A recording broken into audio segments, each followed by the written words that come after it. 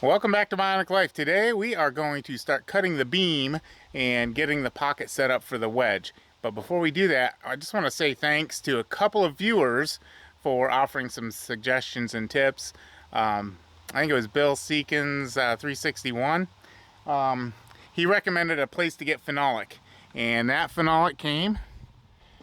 And I set it out here and it got rained on. I hope it didn't warp it. I see the cardboard's warped. Let's open this up. Oh, actually, this end is opened. Alright, so we go to the plan B, and that is to put it right here. Alright, so we found a sheet of phenolic, and that's what we're going to use on the bottom of the wedge. This particular, I think this sheet is 20 inches by at least 14. So that should work good for the pusher. Part of it, we'll have a little left over. I'm gonna get rid of this box. All right, and I left my cutting wheels out here. Hopefully they're not rusted or anything. Boy, it doesn't take long for Mother Nature to bleach that out, does it? The other viewer, go over here to the Sea of Treasures, otherwise known as junk files. Alright.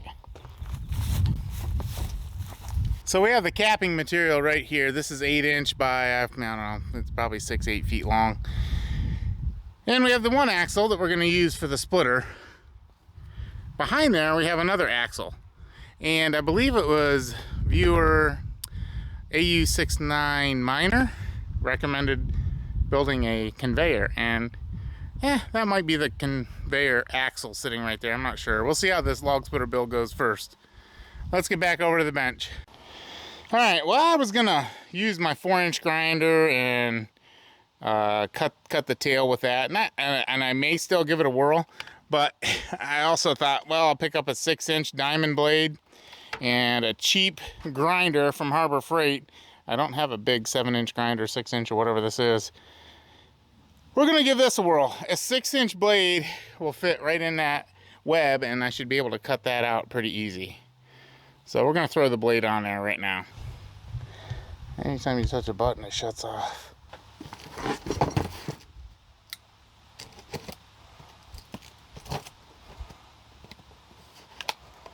I suppose I should save this box just in case this doesn't work. Be able to return it. Maybe I will. I don't put a lot of faith in some of the Harbor Freight stuff. Some of the stuff is decent. Some of the stuff, can be iffy. I'll set this aside. Same with the directions. The baggie. And we'll keep a hold of this thing. Oh look, they give you a Ziploc bag, so we'll make sure we put it back in the Ziploc bag. Guard. Feels like it's a cast guard. That's a stamped guard. Anything keep it from coming in contact with your leg, I guess.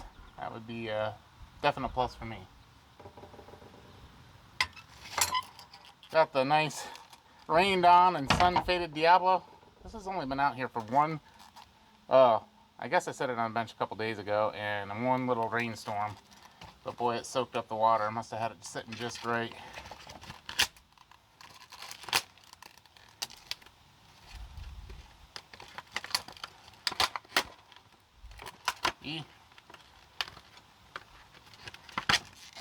No rust on the blade. That's a good thing. Is there some kind of fitting?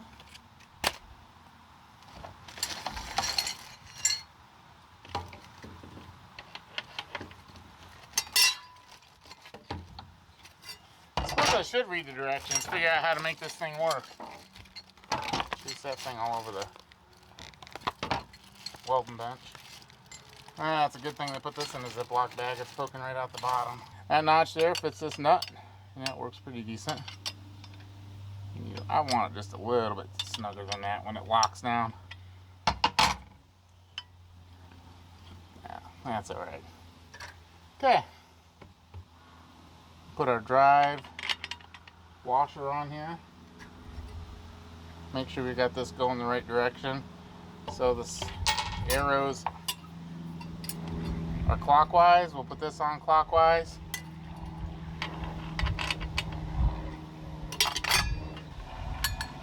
Get her started.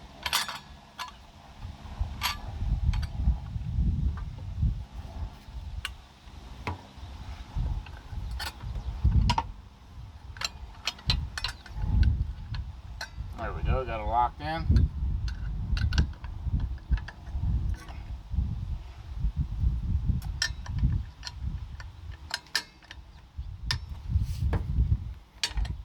There we go. Give it a whirl. Throw the handle on there. Guess I'll put it on the right-handed side. And let's flip the guard around for a left-handed side cutter. There we go. I gotta run my kid to work, so when we get back, and it could be a little while, we'll lay the beam out and we'll get cutting on it. So this is a Type 27. Got it at a local tool shop here. Made in USA. We're gonna give this one a whirl first. Hopefully it holds up pretty good and we can get some radiuses on here real quick. Actually, this one threads right on, so I don't even need to. Well, I'll try that. I think I'm gonna leave this end nice and squared off for the outfeed table. Once I have this plated up, I'm gonna put some hinge points and brackets on here. So basically I'll have this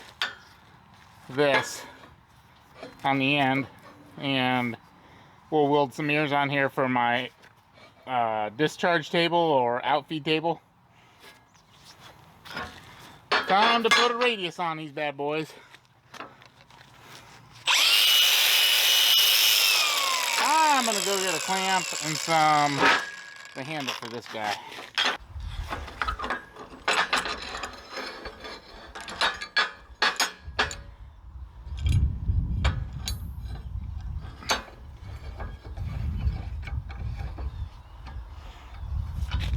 It's a little warm out here today, and when you have to put a 5-ply wool prosthetic sock on and then add a plasticized bucket, carbon fiber reinforced, resin based socket around your waist, it gets warm real quick.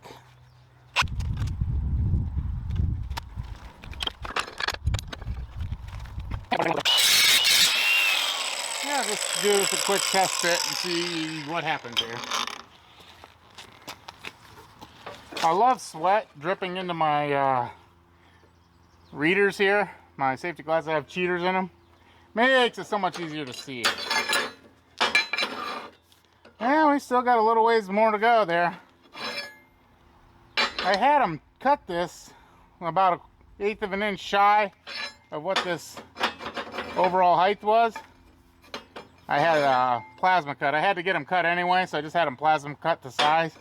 Had them cut it shy, but I didn't really account for that radius. I probably should have had them cut them a little shorter. This wheel does seem to be doing a pretty good job. It's taking material away pretty dang quick. So I think what I'm going to do, I'm going to grind this at about a 45-degree angle, just beyond half, then throw the radius on it. We'll see how that works. And we're going to do both sides before we test fit it again. It's really taking some chunks. It's literally peeling chips out of there. It's literally tearing chunks of metal. So my thickness is 1 inch. Of course, these are going to be back here. I'm cutting the slot. Now that we have this scale, let's do this. Let's set this in here. We'll set this like so.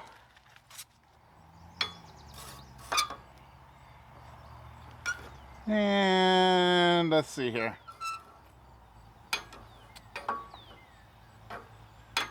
This is going to be how wide we're going to cut the slot.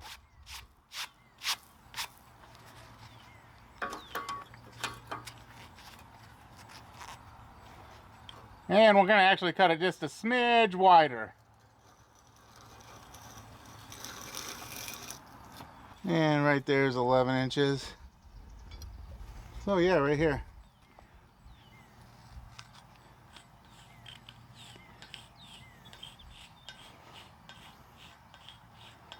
I thought I was going to have to set this up with layout fluid.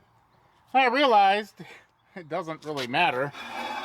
These are what create the width.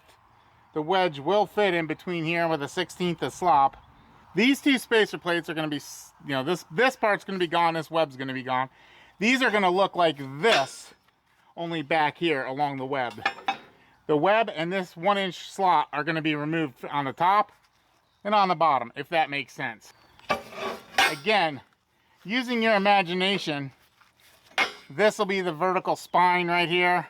These will be these plates. There'll be a gap from about a 6-inch gap right here, a little bit bigger than a 6-inch gap right here. And that will be where the pocket for the wedge. This is going to be boxed in. You know, we'll put a plate here, and you know, all this stuff will be all welded up on the tail end. I think that's going to be strong enough. Of course, the spine will be welded here and here, welded down on the inside as far as I can get, maybe all the way if I can get it. That's the plan. Now's the time to tell me if I'm really wrong. I still have plenty of beam here. This beam is way longer than I need. I think it's about 2 feet longer. So I have at least one screw up that's not too big of a deal. But I think what we're going to do now is go ahead and cut the slot right here. I'm going to see how these blades cut. I may try it on the 4-inch grinder first and go from there. I hope as I go along, all the stuff that I'm trying to explain comes into view and makes a little bit more sense. I'm going to pivot that guard around.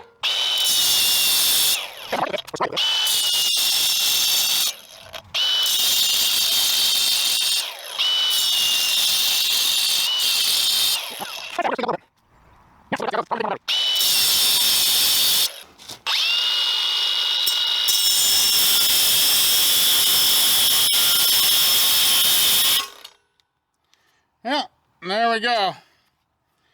I think we're going to have to go to a corded version for this cut. It just seems like it's too much to ask out of a battery powered tool. So I guess we're going to do that. Be right back.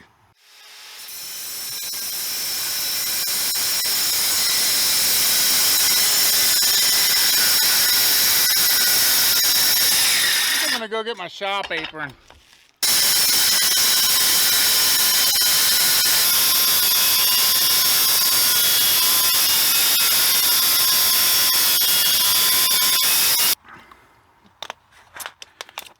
Sponsored by Aldi. No, it's not sponsored. But the water's cheap and it's, well, used to be cheap. Not so cheap anymore.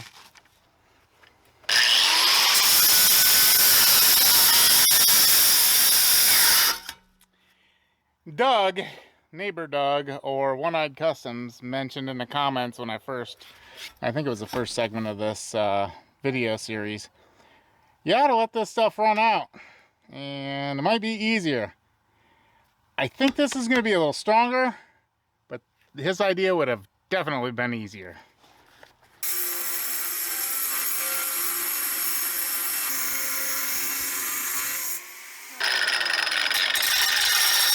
Huh.